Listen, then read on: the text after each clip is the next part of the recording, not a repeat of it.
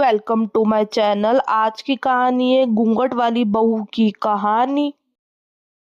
एक छोटे से शांत और हरियाली से घिरे गांव धीरपुर में नीता नाम की एक सरल स्वभाव और संस्कारी लड़की रहती थी। उसका परिवार आर्थिक रूप से बहुत साधारण था, लेकिन उसकी माता दीपा और पिता नरेश ने कभी उसके परवरिश में प्यार, संस्कार और अच्छे मूल्यों की कभी कमी नहीं होने दी। उन्होंने अपनी सीमित आय के बावजूद नीता को समझ और सही गलत की सीख दी, जिससे वह बचपन से ही सहनशील और जिम्मेदार बन गई। समय आने पर नीता ने शादी एक बड़े और संपन्न परिवार में कर दी गई। उस नए घर में हर चीज भव्य और अलग थी, लेकिन उसकी सास शकुंतला का स्वभाव अत्यंत कठोर और अनुशासन प्रिय था। वह छोटी छोटी बातों पर नीता को टोकती रहती थी और हमेशा ऊंची अपेक्षाएं रखती थी, जिसमें वो अपने नए जीवन में खुद को ढलने में काफी कठिनाइयों का सामना करना पड़ा।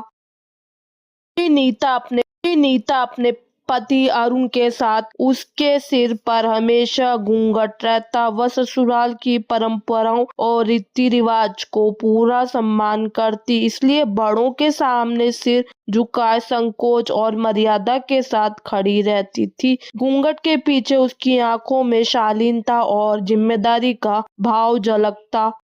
नीता हमेशा घूंघट डालकर रहती थी और पूरे मन से घर के काम काज में लगी रहती थी।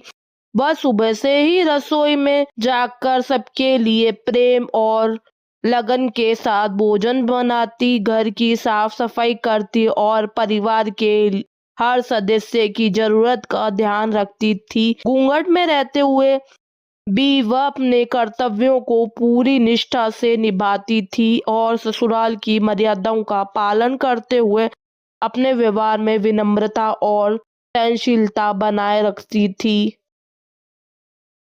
नीता ने घूंघट संभालते हुए पूरे परिवार के लिए प्रेम और जिम्मेदारी के साथ भोजन तैयार किया और सबको आदर पूर्वक परोसने लगी। वह रसोई से निकलकर बड़ों के सामने सिर झुकाए खड़ी रहती, एक एक करके सभी सदस्यों को खाना खिलाती और उनकी पसंद नापसंद का ध्यान रखती। घूंघट में रहते हुए भी उसके व्यवहार में अपनापन और सेवा भाव झलकता था, जिससे पूरा परिवार उसके संस्कार और समर्पण से प्रेरित होता था। नीता के ससुर शंभू ने उसे देखा और कहा, बेटी तुमने घूंघट किया है, इसका मतलब है कि तुम एक अच्छी पत्नी हो। नीता ने कहा, पिताजी मैंने घूंघट किया है, लेकिन मैं नहीं जानती कि इसका मतलब क्या है। नीता के ससुर शंभू ने कहा, बेटी घूंघट का मतलब है सम्मान और आदर। जब तुम अपने पति के सामने घूंघट करती हो तो तुम उन्हें सम्मान और आदर दिखाती हो। यह तुम्हारे पति के प्रति तुम्हारा प्यार और सम्मान को दर्शाता है। नीता ने अपने ससुर शंभू की बात सुनी और अपने घूंघट करने का फैसला किया। अपने पति अरुण के सामने घूंघट करने लगी और उसने देखा कि उसका पति अरुण उसे बहुत प्यार करता है। अरुण अपनी पत्नी नीता, जो कि घूंघट में थी, उसका घूंघट उसके चेहरे को आंशिक रूप से ढके हुए था, जिससे उसकी सादगी और शर्मीलापन झलक रहा था। वह शांत भाव से खड़ी थी। उसके साथ बेटा वीर और बेटी रक्षा भी थे। दोनों बच्चे अपनी माँ के पास स्नेह के साथ खड़े थे, मानो उससे सुरक्षा और स्नेह रही झलक रहा हो। बेटा वीर गंभीर और समझदार दिखाई दे रहा है और जबकि बेटी रक्षा मासूम आंखों से चारों ओर देख रही थी। चारों एक साथ खड़े होकर एक सुंदर और संजीव पारिवारिक दृश्य प्रस्तुत कर रहे थे। नीता का पति अरुण उसे कई बार सवाल करता था कि वह हमेशा घूंघट क्यों रखती है।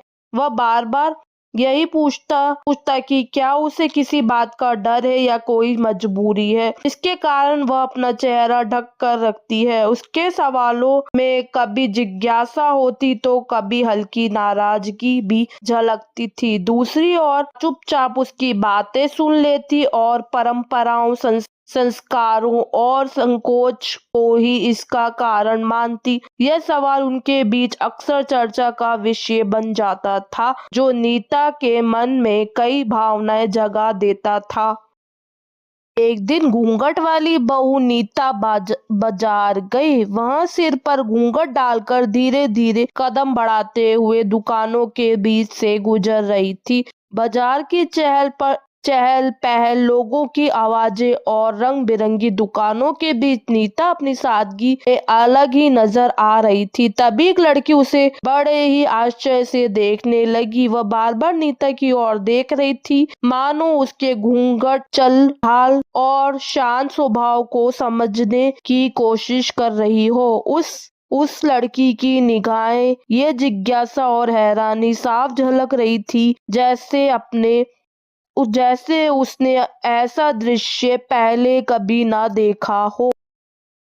घूंघट वाली बहू की कहानी यह सिखाती है कि सम्मान, अंदर का महत्व क्या है। जब महिलाएं अपने पति के सामने घूंघट करती है तो वे उन्हें सम्मान और आदर दिखाती है। यह उसके पति के प्रति उनके प्यार और सम्मान को दर्शाता है।